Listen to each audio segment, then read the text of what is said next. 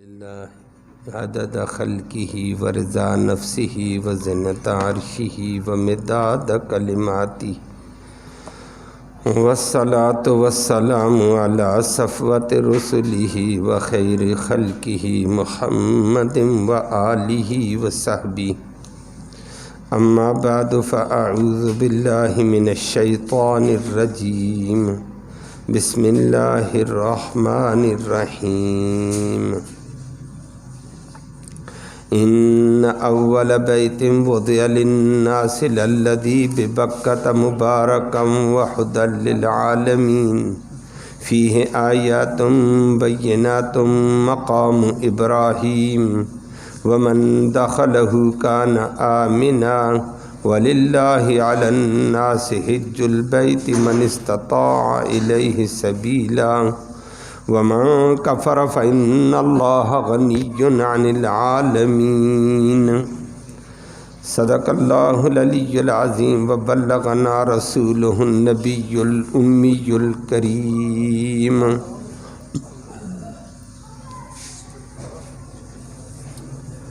قابل تکریم معزز سامعین کرام،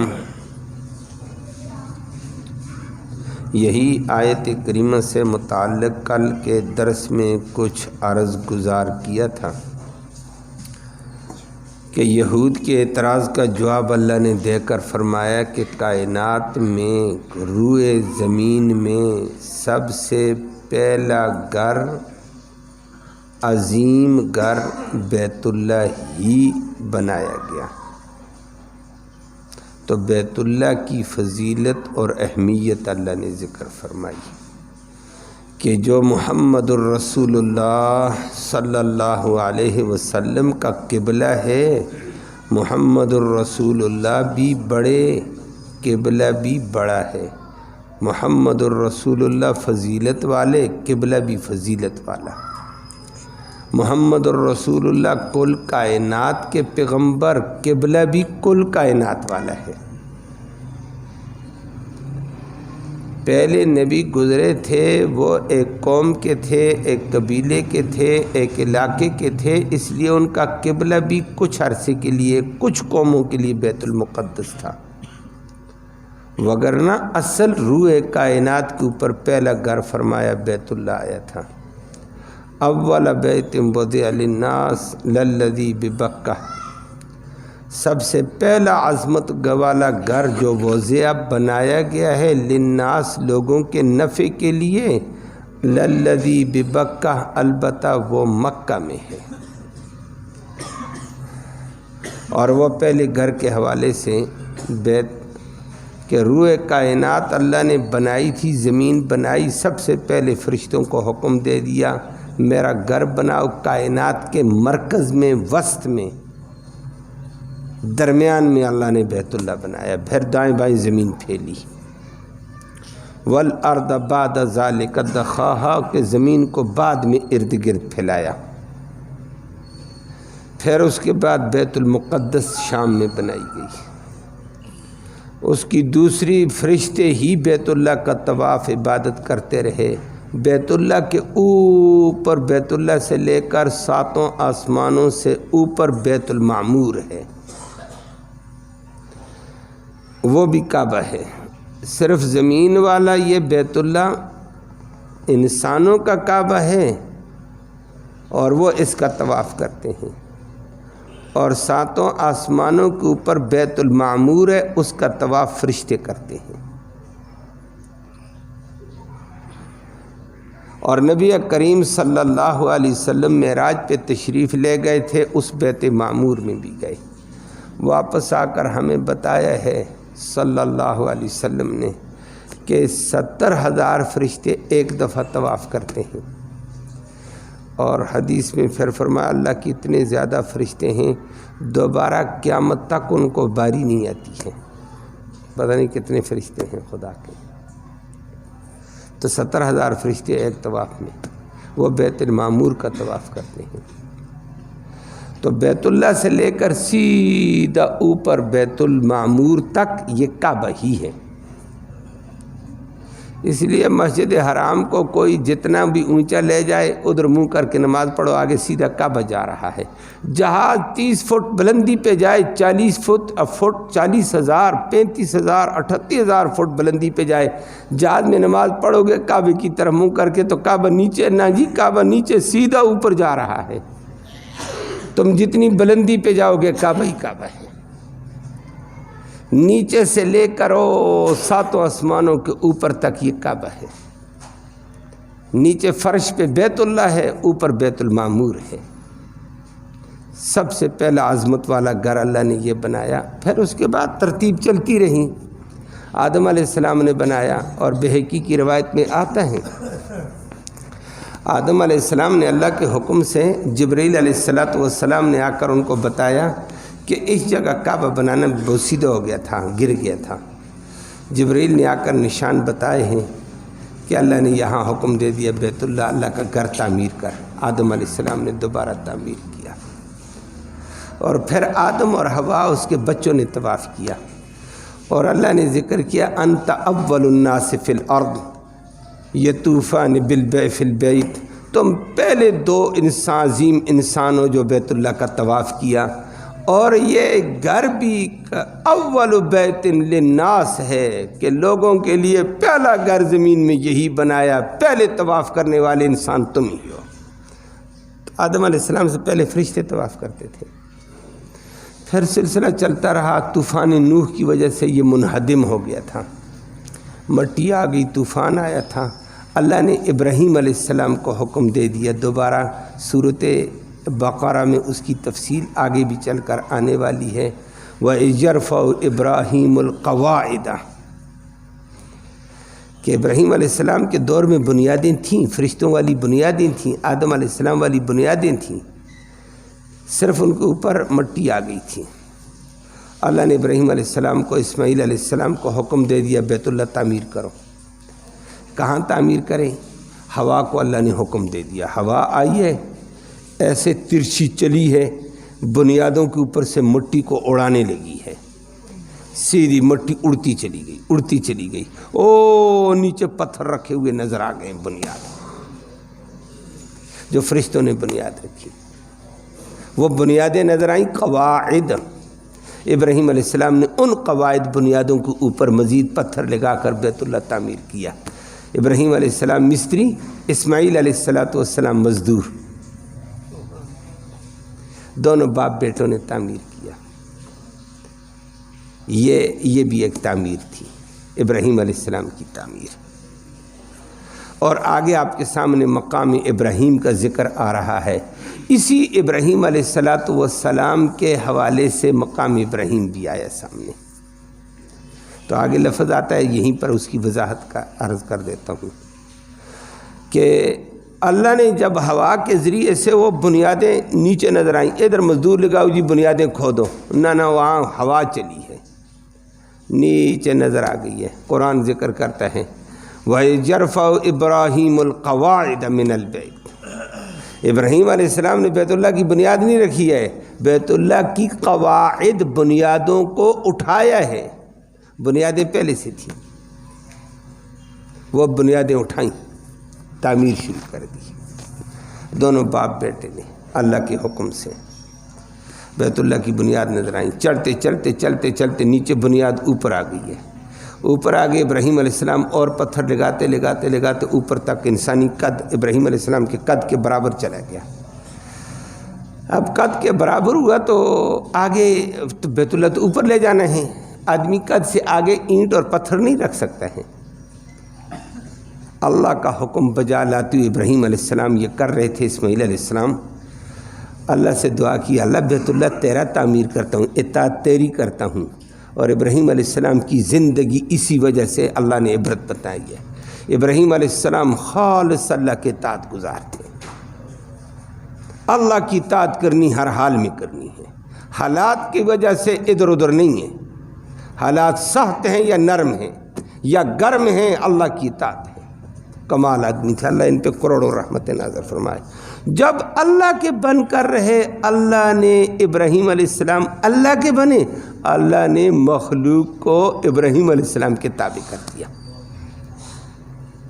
جب وہ تھوڑا اوپر چلا گیا، اوپر جانے کے بعد ضرورت پڑی، اللہ سے دعا کی بیت اللہ تو تعمیر کرتا ہوں، اللہ نے جنت سے پتھر بھیجا، جنت سے، کہ پیغمبر مستری ایڑ باندھ دیتا ہے، سیڑھی لگا دیتا ہے، 2-4 اینٹیں رکھ کر پھٹا لگا کر اوپر کھڑے ہو کر تعمیر شروع کرتا ہے، تو کہاں پھٹے لگائے گا؟ ابراہیم علیہ السلام کے لیے جنت سے پتھر آیا، سیدھا لا کر ایسے آ کر پتھر لگا، فرمایا کھڑا ہو جائے، اس کے اوپر کھڑے ہو کر کام کرو۔ ابراہیم علیہ السلام پتھر پہ کھڑے ہوئے، اللہ نے 2 قسم کی اپنی قدرتیں ظاہر کی، دنیا کو درس دیا۔ پتھر جنت سے آیا، پتھر تھا، لیکن ابراہیم علیہ السلام کے لیے وہ موم بن گیا۔ ننگے پاؤں کھڑا تھا پیغمبر بیت اللہ کی تعمیر میں، ادب کی وجہ، جیسے پیغمبر اس کے اوپر کھڑا ہوا، بھائی 7 پتھر کے اوپر آدمی کھڑا، پاؤں بھی زخمی، ایسا وہ موم تھا، ابراہیم علیہ السلام کے پاؤں اندر اتر گئے، مٹی نرم ہو نا، موم اندر آ گیا، پاؤں اندر لگ گئے، اسی کے اوپر کھڑے ہیں۔ اللہ نے دنیا کو بتایا، دنیا والوں میرے بن جاؤ، میں پتھروں کو بھی موم کروں گا تمہارے آگے، میرے بنو، میں دشمن کو بھی موم کروں گا، تم میرے نہیں بنو گے تو پھر اپنے بھی بیگانے بن جاتے ہیں۔ اللہ ہم سب کو ہدایت نصیب فرمائے۔ اور پھر دوسرا پتھر موم ہو گیا، ابراہیم علیہ السلام کھڑے ہیں، بھائی ادھر اوپر پتھر لگانا ہے، اس کونے میں پتھر لگانا ہے۔ ابراہیم علیہ السلام کی چاہت ہوتی کہ اس کونے میں پتھر لگاتا ہوں، پھر اس کونے میں رسی باندھوں گا، پھر درمیان میں برابر کیا جائے گا۔ ابراہیم علیہ السلام کی چاہت ہوتی، پتھر ابراہیم کی چاہت پر چلتا، پتھر سیدھا اس کونے میں چلا گیا، وہاں سے اس کونے میں گئے، وہاں چلا گیا، درمیان میں پتھر لگاتے ہیں، درمیان میں پھر اونچا چلا گیا، اونچا پتھر لگا کر نیچے اسماعیل علیہ السلام سے گارا لینا ہے، پتھر لینا ہے، ابراہیم علیہ السلام کی چاہت کے مطابق پتھر نیچے آ جاتا، پھر پتھر لیتے، گارا لیتے، پتھر اوپر چلا جاتا، لفٹ، واہ سبحان اللہ، دنیا کی لفٹ اوپر نیچے جاتی ہے، یہ لفٹ دائیں بھی جاتی، بائیں بھی جاتی ہے، اوپر بھی جاتی ہے، نیچے بھی آتی ہے، جدھر پیغمبر کو ضرورت پڑتی پورے بیت اللہ کے چاروں طرف یہ گھوم رہی ہے، اور بیت اللہ بلند کر کے دکھا دیا۔ اس پتھر کو مقام ابراہیم کہتے ہیں، یہ جنت سے آیا تھا، ابراہیم علیہ السلام کے پاؤں لگے، اور پھر اسی پتھر کو ابراہیم علیہ السلام نے پورا بیت اللہ تعمیر کیا، یہ پتھر بیت اللہ کے دروازے کے سامنے رکھ دیا، دنیا دیکھتی تھی، ابراہیم علیہ السلام کے پاؤں پیوستے اندر نظر آتے تھے، لیکن بعد کے ادوار میں پھر حالات ایسے ویسے ہوتے ہیں، دنیا بیچاری سبق حاصل کرنے کے بجائے یہ نہیں کہتی ہے جس وجہ سے ابراہیم علیہ السلام کے پتھر تابع ہوا، پتھر نرم ہوا، ہمیں کام وہ کرنا چاہیے، یہ کہتے ہیں پتھر چومنے چاہیے، یہ پتھر کی چومنے میں لگ گئے، کام وہ نہیں ہے، کردار وہ نہیں ہے۔ اللہ ہمیں کردار نصیب فرمائے۔ ابراہیم علیہ السلام کی اتباع کرو، خدا کے بندوں، فاتبعوا ملت ابراہیم حنیفہ کرو، عظمت اس میں ہے۔ تو بعد میں پھر عرب والوں نے یہ کیا کہ اس پتھر کو چاندی کے اندر اس کو ڈھال دیا، اس کے اوپر ہول چڑھا دیا چاندی کا، اور وہی ہول چڑھا کر رکھ دیا کہ لوگ ایک ہاتھ مارتا تھا، ایک چومتا تھا، دوسرا چومتا تھا، وہ چاندی کے ہول میں بند کر دیا کچھ عرصے تک۔ پھر بعد کے ادوار میں اور آیا تو چاندی کے ہول میں بند کر کے وہی پتھر درمیان میں رکھ دیا، اس کے ارد گرد ایک اور تانبے کا ایک اور ہول چڑھا دیا، درمیان میں شیشہ لگا دیا، تانبے کا ہول اوپر گیا، درمیان میں شیشہ، قریب طواف کرنے والے وہاں سے گزرنے والے شیشے سے دیکھیں اندر رکھا ہوا پتھر نظر آتا ہے، لیکن وہ چھوٹا پاؤں نظر آتا ہے، لوگ کہتے ہیں یہ چھوٹا پاؤں ابراہیم، نہیں یہ چھوٹا نہیں تھا، اس کے اندر یہ ہول میں بند ہو گیا، اندر بھی ہول باہر بھی ہول ہے، چاندی کا ہول چڑھا ہوا ہے، اور وہ محفوظ پتھر آج بیت اللہ کے سامنے حجر اسود سے تھوڑا سا گزر کر آدمی آگے جائے، آگے مقام ابراہیم کو وہاں پیوست کر دیا گیا ہے۔ یہ وہ مقام ابراہیم، یہ وہ پتھر جنت والا تھا، مقام ابراہیم، ابراہیم علیہ السلام کے کھڑے ہونے والی جگہ، یہ وہ پتھر ہے۔ اور اللہ نے ہمارے نبی کو حکم دے دیا کہ نبی آپ جب آپ کی امت طواف کرے بیت اللہ کا، چاہے وہ عمرے کا طواف ہے، حج کا طواف ہے، نفلی طواف ہے، جو بھی کرو، طواف کے بعد یہاں مقام ابراہیم کے قریب آ کر، مقام ابراہیم کے قریب ایسے آ کر کھڑو، پیچھے مقام ابراہیم کے پیچھے کھڑے ہو جا، آگے مقام ابراہیم، ابراہیم کے سامنے بیت اللہ، ایسے ادھر کھڑے ہو جاؤ، مقام ابراہیم بھی یہ ہے، آگے بیت اللہ بھی بڑا یہ ہے، تو ایسے کھڑے ہو کر یہاں 2 رکعت نماز طواف کے پڑھو۔ وَاتَّخِذُوا مِن مَّقَامِ إِبْرَاهِيمَ مُصَلًّى، ابراہیم علیہ السلام کے مقام کو جائے نماز بناؤ، 2 رکعتیں پڑھو یہاں۔ نبی کریم صلی اللہ علیہ وسلم نے بھی طواف کے بعد 2 رکعتیں پڑھی، امت کو بھی یہی حکم ہے وَاتَّخِذُوا مِن مَّقَامِ إِبْرَاهِيمَ مُصَلًّى کے اندر کہ طواف کے بعد 2 رکعتیں واجب ہیں بھائی، پڑھنی پڑیں گی۔ نبی کریم صلی اللہ علیہ وسلم نے بھی پڑھی ہیں، باقی دنیا بھی پڑھتی آئی ہے، آج تک پڑھتے آئے ہیں۔ جو بھی نفلی طواف کرے گا، نفلی طواف کے بعد 2 رکعت یہ لازم ہے کہ اللہ نے تمہیں بیت اللہ کا طواف کی سعادت دی ہے، 2 رکعت شکرانے کے طور پر واجب پڑھو۔ یہ مقام ابراہیم ہے، اور ابراہیم علیہ السلام نے یہ آگے آیت کریمہ میں اسی کا ذکر تھا، فیہ آیات بینات، بیت اللہ کے اندر بڑی بڑی قدرت کی نشانیاں ہیں، وہ مقام ابراہیم، مقام ابراہیم بھی ان نشانیوں میں سے ایک عظیم نشانی ہے قدرت کی، کہ اللہ نے کیسی نشانی جنت سے بھیجی ہے اور اثر کیسا دکھایا ہے۔ تو فرمایا سب سے پہلا گھر جو کائنات پہ آیا عظمت والا ابراہیم علیہ السلام نے، پھر اس کو بنایا پہلے فرشتوں نے، آدم نے، پھر ابراہیم علیہ السلام، بعد میں پھر قبیلہ جرہم نے بھی دوبارہ گر گیا تھا، قبیلہ بنو جرہم نے بھی بنایا۔ قبیلہ بن جرہم جہاں یمن سے آ کر آباد ہوا تھا، انہی جرہم والے قبیلے کے ایک عورت سے دوسری عورت سے حضرت اسماعیل علیہ السلام نے شادی کی تھی۔ یہی قبیلہ جرہم یہاں آباد ہوتے ہوتے ہوتے آگے چلا، بعد میں پھر ایک دور میں قوم عمالقہ نے بھی بنایا۔ اب بعد میں نبی کریم صلی اللہ علیہ وسلم کی زندگی میں بچپن میں ابو جہل نے بھی اس کی تعمیر کی ہے۔ اس وقت سیاست، قیادت بیت اللہ کے اور مکہ کے قرب و جوار عرب کی ابو جہل کی تھی، تو اس وقت بیت اللہ بوسیدہ ہو گیا تھا۔ بہت پہلے قوم عمالقہ نے بنایا، پھر مشورہ کر کے کہ بیت اللہ کو تعمیر کریں نئے سرے سے، وہ لمبی تفصیل ہے، پھر مشورہ ہو گیا، پھر چندہ بھی ہو گیا۔ ابو جہل نے یہ کہا بھائی یہ اللہ کا گھر ہے، مشرک تھا، اللہ کو مانتے تھے، مشرک صرف اللہ کے ساتھ غیر کو شریک کرتے تھے، جس طرح ہمارے لوگ کہتے ہیں میں کلمہ پڑھتا ہوں اللہ کو مانتا ہوں، ابو جہل بھی مانتا تھا، صرف وہ نظر جس طرح یہ غیر اللہ کی دیتے وہ بھی دیتے، وہ لات کی دیتا تھا یہ پنجتن پاک کی دیتے ہیں، وہ عزا کی دیتے تھے یہ حسین کی دیتے ہیں، وہ منات کی دیتے ہیں یہ شیخ عبد القادر جیلانی کی دے دیتے ہیں، فرق کتنے ہیں، باقی تو وہ بھی مانتا تھا۔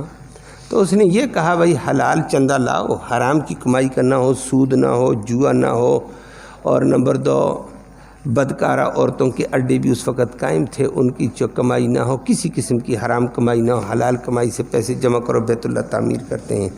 اس نے بیت اللہ کو پھر شہید کر کے نئے سرے سے تعمیر کا کام کیا تھا، لیکن جس نے پیسے حلال کمائی سے جمع ہوئے تھے، بیت اللہ کی یہ جگہ تھی جیسے آپ دیکھ رہے ہیں یہ پوری بڑا، میں نے مثال میں لایا ہے، تو تخمینہ لگایا گیا جو پیسے آئے ہیں یہ ساری جگہ تعمیر نہیں ہو سکتی ہے، تو اس نے کہا اس جگہ کو چھوڑ دو، یہ جگہ تعمیر کر دو، اور اس جگہ کے دائیں بائیں دیوار لگا دو، آنے والی دنیا کو پتہ چلے گا ہمارے پاس فنڈ نہیں تھا، ہم نے یہ چھوڑی ہے، دیوار چھوٹی سی موجود ہے، اور یہی دیوار نشانی ہوگی کہ بیت اللہ یہاں تک تھا، لیکن فنڈ نہ ہونے کی وجہ سے ہم قائم نہ کر سکے اس کو۔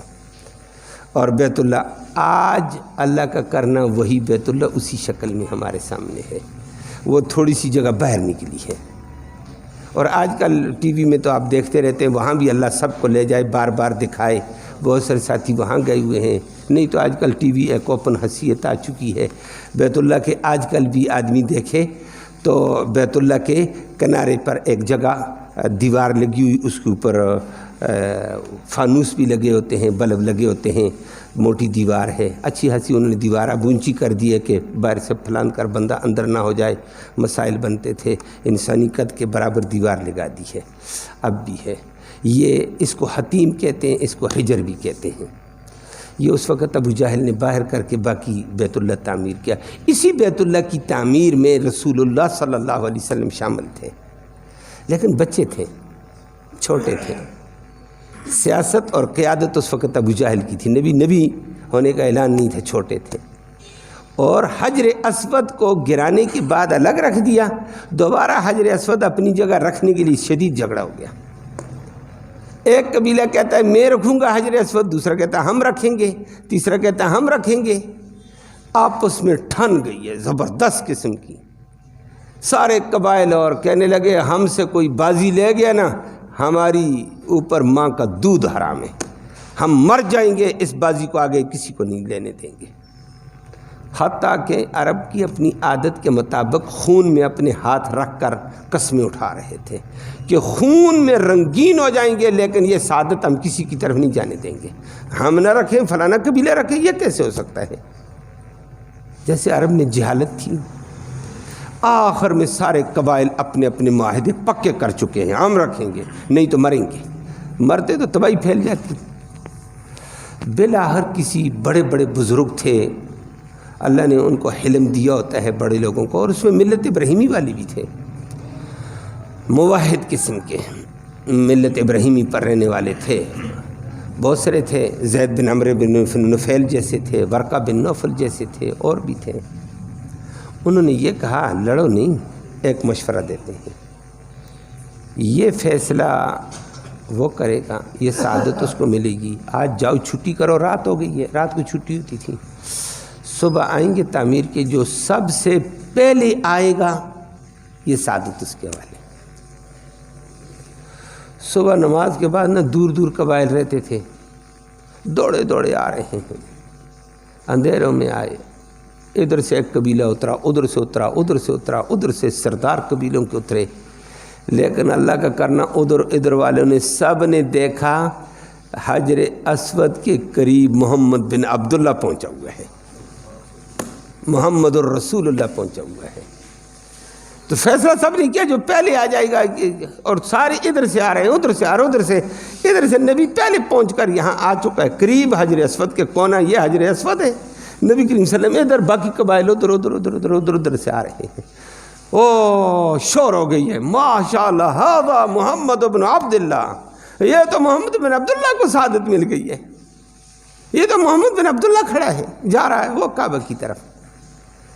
باقی بھی دوڑے، سب نے دیکھا اطمینان سے، ہاں جی ہم سے تو آگے وعدے کے مطابق، فیصلے کے مطابق جو آگے جائے گا یہ سعادت اس کو ملے گی۔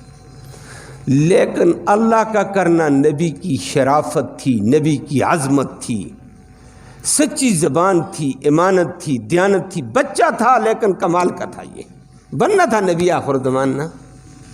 اللہ بچپن سے نبیوں سے بڑے کام لیتا ہے، ان کا الگ کردار ہوتا ہے۔ سب نے کہا اگر یہ سعادت محمد بن عبداللہ کے یتیم کو ملتی ہے، عبد المطلب کے پوتے کو، تو ہم مانتے ہیں، کوئی اور آتا آگے آتا نہ مانتے، ہم مر جاتے ہم۔ سب مان گئے، کہتے یہ تو وعدے کے مطابق محمد بن عبداللہ کو ملی، اگر یہ اس کو ملتی ٹھیک ہے، بات مان لیتے ہیں، اس کا کردار اچھا، اس کا طریقہ اچھا، اس کی گفتگو اچھی۔ حالانکہ نبی کریم صلی اللہ علیہ وسلم بالکل چھوٹے تھے، وہ لمبی بات ہے، عبداللہ بن عباس نے اس تعمیر کے اندر نبی پتھر اٹھا کر بھی لاتے تھے، تو کہا تیرا کندھے کے اوپر زخم لگ گئے بھائی پتھر لانے کی وجہ سے، تو اوپر لمبا کرتا ڈھالا ہوا یہاں تک، تو اور کوئی چادر نبی کے پاس نہیں تھی، نبی کی دھوتی کو چچا عباس نے کھولا کہ خدا کا بندہ کرتا اتنے تک ہے، چھوٹا بچہ ہے تو، میں نیچے والی چادر کھول کر تیرے اس پتھر کے نیچے رکھتا ہوں، یہ تیرا کندھا زخمی ہو رہا ہے۔ اس نے کھولنے کی کوشش کی، نبی بے ہوش ہو کر گر گئے تھے، صرف کھولنے کی کوشش کی ہے۔ یہ نبی ہے، نبی کو اللہ بچپن میں بھی بچاتا ہے، بے شرمی، بے حیائی، عریانی، فحاشی، گناہ کے قریب اللہ نہیں جانے دیتا نبی کو۔ تو عباس نے کہا میری توبہ، میں کیا کر چکا ہوں، بچہ بے ہوش ہو کر گیا اور آسمان کی طرف نگاہیں لگی ہوئی ہیں، دوبارہ اب، اور نبی نے اپنا وہ پتھر اسی طرح تھا، اپنے آپ کو سمیٹنے کی کوشش کی ہے، گر گئے، اور دوبارہ اس نے وہ ازار مضبوط کر دیا نبی نے، اور ازار مضبوط ہوا، نبی اٹھ کر بیٹھے اور پسینے سے شرابور. عباس نے کہا غلطی ہو گئی ہے. بس یہ اللہ نبی کی حفاظت کیا کرتے ہیں کہ نبی کی ایسی بات بچپن میں بھی اللہ نہیں ہونے دیتے. یہ گویا نبی چھوٹے تھے، اسی لیے تو چچے نے کہا چلو ایسے کر لیتا ہوں. اب نبی آ گئے، یہ تعمیر تھی. فیصلہ نبی پر ہو گیا، ٹھیک ہے محمد بن عبداللہ جو کرے گا کرے گا، ٹھیک ہے. یہ پتھر کو اٹھا کر رکھے حجر اسود کی جگہ، مانتے ہیں، لڑائی ختم. نبی کریم صلی اللہ علیہ وسلم نے اللہ اکبر اپنی چھوٹی چادر تھی اس وقت. یہ پہلے کی بات میں نے سنائی، اس کو اس کے ساتھ نہ جوڑنا کہ چادر تھی ہی نہیں، کندھے کے اوپر کیا رکھتے. یہ پہلی کی بات ہے تعمیر کے دوران. بعد میں نبی کے پاس ایک چادر تھی، سویرے آ رہے تھے، کندھے پر نبی نے اپنی چادر اٹھائی اور بچھا دی ہے حجر اسود کے کونے کے پاس. یہاں پتھر وہ دور سمایا ہوا تھا، محفوظ تھا، وہاں سے نبی نے اٹھا کر لایا. یہ بچپن ہے، کمال عقل ہے نبی کی. نبی کامل عقل والا ہوا کرتا ہے، اور نبوت ملنے کے بعد علم بھی کامل ہوتا ہے نبی کا. نبی سے بڑا عالم بھی دنیا میں کوئی نہیں، بڑا عقل مند اور دانشور بھی کوئی بھی نہیں ہے. آج والے دانشور اگر اعتراض کریں نبی کی کسی طریقے پر، کسی سنت پر، یہ دانش ہے ہی نہیں. دانشور کہاں سے ہیں؟ دانش اگر ہے تو محمد نبیوں میں ہوتی، محمد الرسول اللہ میں. عقل اعلیٰ، علم اعلیٰ، سمجھ اعلیٰ، فہم اعلیٰ، کامل ہوتے ہیں، پھر اللہ کی رہنمائی ہوتی ہے. نبی نے پتھر لایا تو سارے خوش ہیں، محمد رکھے مانتے ہیں. نبی کریم صلی اللہ علیہ وسلم لاتے لاتے لاتے یہاں چادر پھیلائی، اس کونے میں لانا ہے، یہاں چادر پھیلا دی ہے. چادر پھیلائی، پتھر چادر کے درمیان میں رکھا. یہ قبیلہ کھڑا، وہ قبیلہ کھڑا. اس کے بڑے کو کہا ادھر آ جاؤ، چادر کا کونا پکڑو. دوسرے قبیلے کو بلائے، چادر کو کونا پکڑو، تو بھی پکڑ، تو بھی پکڑ. ساروں کو کہا اٹھاؤ چادر کو لے آؤ. خود ساتھ ساتھ چلے. جہاں پتھر قریب آیا نبی نے ہاتھ سے پکڑ کر ادھر کہا تم نے سب نے رکھا ہے نا. سارے خوش، محمد نے کمال کا فیصلہ کیا بچپن میں، سارے خوش ہو گئے. نبی نے سب کو چادر میں تھما کر قریب لایا، اٹھا کر حجر اسود کونے میں رکھ دیا. یہ تعمیر بھی نبی کریم صلی اللہ علیہ وسلم کی موجودگی میں ابو جہل نے کرائی. فیصلہ حل کرنے والا حجر اسود کا محمد الرسول اللہ صلی اللہ علیہ وسلم، لیکن تھے بچے. تو یہ بیت اللہ کی تعمیر کے ایک تسلسل چلا. بعد میں ابو جہل نے مقام ابراہیم، یہ ابراہیم علیہ السلام کی بنیادوں میں 3 تبدیلیاں کر دی تھیں. حدیث میں موجود ہے کہ ابراہیم علیہ السلام کا جو کعبہ تھا، آج کل بھی آپ نے دیکھا اور ٹی وی سے میں نے کہا دیکھ سکتے ہیں، تو مقام ابراہیم کا جو کعبہ تھا، یہ حتیم جو آج کل باہر ہے نا، یہ اندر تھا. نمبر 2، ادھر سے یہ حجر اسود کا کونا، ادھر سے دروازہ ہے. اس دروازے سے بیت اللہ میں داخل ہو جاؤ، اس دروازے سے جا کرنے کے لیے 2 دروازے تھے. داخلے میں بھی آسانی، نکلنے میں آسانی. اندر جا کر کوئی دعا کر کے ذکر کر کے نکلنا چاہے. نمبر 2، یہ دروازے دونوں زمین کے ساتھ برابر تھے. ابو جہل نے کہا میری بدماشی، میں ڈکٹیٹرشپ کا آدمی ہوں کہ ہماری اجازت کے بغیر اندر کوئی نہیں جائے گا. اس نے ایک تو حتیم ہرچی کی وجہ سے باہر نکال دیا، ایک تبدیلی. دوسری تبدیلی اس نے بیت اللہ کے دروازوں کو ایک کو بند کر دیا.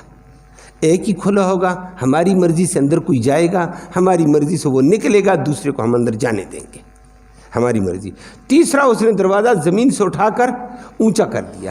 اور آج اچھے ہاتھ سے قد والا آدمی، 6 فٹ جس کا قد ہے، وہ جا کر اس کی دہلیز کو پکڑ سکتا ہے، چوکھٹ کو. بیت اللہ کی ہر بندے کا ہاتھ وہاں اتنا اونچا کر دیا. اب جب اتنا اونچا دہلیز کو کوئی نہیں پکڑ سکتا، اچھے قد والا پکڑ لیتا ہے، چھوٹے قد والا نہیں پکڑ سکتا ہے. وہ کسی کے سہارے سے کہتا ہے میں بیت اللہ کے دروازے کو ہاتھ لگاتا ہوں، مجھے اٹھاؤ، یا کسی کے اوپر اچھل اچھل کر ہاتھ پکڑتے ہیں بیچارے، اچھے قد والا پکڑ لیتا ہے. اب اس نے دروازہ اتنا اونچا کر دیا. اتنے اونچے دروازے کے اندر کون داخل ہوگا؟ سیڑھی لائے گی حکومت، اس جس کو اندر جانے دے گی اس کے لیے دروازہ کھلے گا. یہ ڈکٹیٹرشپ کا فیصلہ کس کا تھا؟ ابو جہل کا تھا. یہ 3 تبدیلیاں کی ہیں. نبی اس وقت چھوٹے تھے، بعد میں پھر نبی بنے، پھر اسی کعبے میں چلے. 13 سال مکہ میں تھے، پھر مدینہ چلے گئے. 8 سال کے بعد فاتح مکہ بن کر آ گئے. فاتح مکہ بنے تو مکہ کنٹرول میں، بیت اللہ کنٹرول میں، اسلامی حکومت کے کنٹرول میں. پھر نبی نے یہ خواہش ظاہر کی سن 9-10 ہجری کو. عائشہ صدیقہ کو فرمایا اور صحابہ کو بھی کہ میرا دل چاہتا ہے میں بیت اللہ کو شہید کر کے اپنے باپ ابراہیم علیہ السلام کی طرز پر بنا دوں، لیکن میری قوم قریش نئی مسلمان ہوئی ہے، یہ کہے گی او نبی بھی اپنی شہرت چاہتا ہے، اپنے نام سے بیت اللہ تعمیر کرنا چاہتا ہے، اپنا یہ کرنا چاہتا ہے، اور نبی کے بارے میں ایسا جملہ کہنے والا کافر ہو جائے گا۔ تو میں لوگوں کا ایمان بچانے کی خاطر اس کام کو نہیں کرتا، نہیں تو میری خواہش ہے لوگ پکے مسلمان ہو جائیں کہ نبی کے بارے میں ان کو سمجھ آئے نبی کسے کہتے ہیں، پھر یہ کام ہوگا، ابھی نہیں کرتا ہوں۔ اللہ کا کرنا نبی دوسرے سال 10 ہجری کے بعد فوت ہی ہو گئے۔ یہ کام بعد میں نبی ابو بکر صدیق کے نواسے عبداللہ بن زبیر نے کیا، نبی کی پھوپھی کے لڑکے نے، اس کو اللہ نے مکہ مدینہ پر حکومت دے دی تھی، اور اس نے اپنے دور میں نبی کی اس خواہش کے مطابق صحابہ سے پوچھ کر بیت اللہ کو دوبارہ ابراہیم علیہ السلام کی طرز پر اور نبی کی خواہش پر بنا دیا۔ لیکن عبداللہ بن زبیر کو سن 73 ہجری میں حجاج بن یوسف نے شہید کر دیا، اور شہید کر کے دوبارہ پوری اسلامی سلطنت کو کنٹرول سنبھالا مروان بن حکم کے تابع۔ تو اس نے یہ کہہ دیا کہ بھائی بیت اللہ جو نبی کے دور میں تھا نا وہی ہونا چاہیے۔ عبداللہ بن زبیر نے نبی کے دور کے بعد کعبے کو چھیڑا ہے، سمجھ آئی بات؟ اس نے اپنا انداز اختیار کیا، اس لیے حجاج بن یوسف نے دوبارہ شہید کر کے نبی کے دور میں جو کعبہ وہ بناتے ہیں، اور نبی کے دور کا کعبے میں وہی 3 تبدیلیاں تھیں، حتیم بھی باہر، دروازہ ایک، اور نیچے سے اوپر 3 تبدیلیاں تھیں، اس نے یہ بنا دیا۔ یہ اس کے بعد حجاج کے جب فوت ہوا، بعد کے حکمران آئے، اسلامی حکمران، حجاج کا اپنا انداز تھا، انہوں نے کہا ہم نبی کی خواہش کے مطابق کرتے ہیں۔ امام مالک، مدینہ کا امام مالک تھا، مالک بن انس رحمہ اللہ، اس نے فتویٰ جاری کر دیا آج کے بعد بیت اللہ کو چھیڑنا حرام ہے۔ ہر حکمران آئے گا اپنی سیاست چمکائے گا، یہاں کسی کو اجازت نہیں بیت اللہ کو چھیڑنے کی، ختم۔ امام مالک کے فتوے نے پوری گرفت کی پوری دنیا کے اوپر، علماء نے یکجان ہو کر سب نے کفر، ناجائز اور حرام ہونے کا فتویٰ دے دیا، بیت اللہ کو کوئی نہیں چھیڑ سکتا ہے۔ اور آج حجاج کی ترتیب کے مطابق بیت اللہ ہمارے پاس ہے، حتیم باہر، دروازہ ایک، اسی ترتیب پر آ گیا ہے۔ لیکن اس میں بھی اللہ نے کوئی خیر رکھنی تھی۔ حدیث کے اندر آتا رہتا ہے، وہاں بھی میں طالب علموں کو کہتا ہوں اللہ کی بڑی رحمتیں تھیں، جو حکمت رب جانتا ہے وہ بندے۔ آنے والا دور تھا، آج بیت اللہ کا دروازہ آپ کے لیے میرے لیے نہیں کھلے گا، پہلے علماء کے لیے کھلتا تھا، اب علماء کے لیے بھی نہیں ہے۔ کوئی جید عالم کوئی کا دکا آتا ہے بڑا سرخیل، اس کے لیے کھلتا ہے، باقیوں کے لیے نہیں ہے، چھوٹوں کے لیے اور بادشاہوں کے لیے ہے، وزیر اعظم صاحب کے لیے، صدر صاحب کے لیے۔ صدر صاحب بیچارے کا ایمان ہی نہیں ہے، اسلامی حکمران جیسے ہمارے بیچارے ہیں، وہ جائیں گے جی پاکستان اسلامی جمہوریہ پاکستان کا سربراہ ہے، دروازہ کھولو، یہ الگ بات ہے بیچارے کا ایمان کیسا ہے، لیکن صدر مملکت تو ہے، وزیر اعظم تو ہے، اس کے لیے دروازہ کھل جائے گا۔ اور غریب جو چن چن کر پیسے جمع کر کے تڑپ کر وہاں پہنچتا ہے، اس کے لیے دروازہ، اللہ کو پتہ تھا، اللہ نے فرمایا کوئی بات نہیں ہے، میری رحمت امیروں غریبوں کے لیے سب ہے، فلہذا بیت اللہ سے حتیم کو باہر کرو، دروازے کے اندر کوئی نہ جا سکا، جا کر نفل نہ پڑھ سکا، حتیم میں داخل ہو کر کھلی جگہ میں 2 رکعتیں پڑھے گا، یہ ایسے ہے جیسے بیت اللہ کے اندر 2 نفل پڑھے ہیں۔ اب کبھی کبھی لوگ کہتے ہیں میں نے بیت اللہ کے اندر میں گیا ہوں، تو کیا ہو گیا ہے؟ جو جاتا ہے حتیم میں نفل پڑھتا ہے، یہ بیت اللہ کے اندر ہی پڑھتا ہے۔ کہتا ہے میں بیت اللہ کے اوپر بھی گیا ہوں، بیت اللہ کے اوپر جانا حرام ہے، ناجائز ہے، توہین ہے۔ تمام علماء نے فتویٰ دیا۔ کبھی کبھی بعض 2-3 ایسوں کے جملے سننے میں آئے ہمارے ارباب اقتدار میں سے، میں بیت اللہ کے اوپر گیا تھا جی، میں نے اوپر نعرہ تکبیر لگایا جی، میں بھی اوپر گیا تھا جی، اور تو اوپر جانا تو گناہ ہے پاگل، وہ تو توہین کعبہ میں شامل ہے، تو توہین وہاں کر کے آ گیا ہے۔ یہ نخرے کرتا ہے اور لوگوں کو بتاتا ہے میں یہ کر گیا، میں یہ کر گیا ہوں۔ لیکن اللہ نے غریب کی لاج رکھی، آج غریب پیسے لگا کر وہاں جائے، حتیم میں 2 نفل پڑھے، یہ ایسے جیسے بیت اللہ میں پڑھے ہیں، اس کی بڑی فضیلت ہے۔ پھر بیت اللہ کے اوپر سے اوپر پرنالہ ہے، اس کا پرنالہ حتیم میں گرتا ہے، اس کو میزاب رحمت کہا جاتا ہے۔ میزاب پرنالہ عربی میں میزاب کہہ دیا میں نے، یہ رہاں سے رحمت برستی ہے، اس پرنالے کے نیچے کھڑے ہو کر کوئی دعا کرے دعا ردی نہیں ہوتی ہے۔ اللہ نے وہ مقام غریبوں کو دیا ہوا ہے. اور دنیا کے غریب جائیں بھائی، جا کر حتیم میں 2 نفل پڑھو نا، سعادت مل گئی ہے. واہ کریم رب، تو کتنا بڑا کریم تھا. وہ تو جانتا تھا بعد والے آئیں گے تو حکمرانوں کے لیے کھلے گا دروازہ، غریبوں کے لیے نہیں کھلے گا، تو میری رحمت تو غریبوں کے لیے بھی ہے. اس لیے حتیم کو اللہ نے باہر رکھوا دیا. یہ اللہ کی کتنی بڑی کرم نوائی تھی. اللہ ہمیں وہاں کی بار بار کی سعادتیں نصیب فرمائے. باقی بات میں ہوگی. اللہ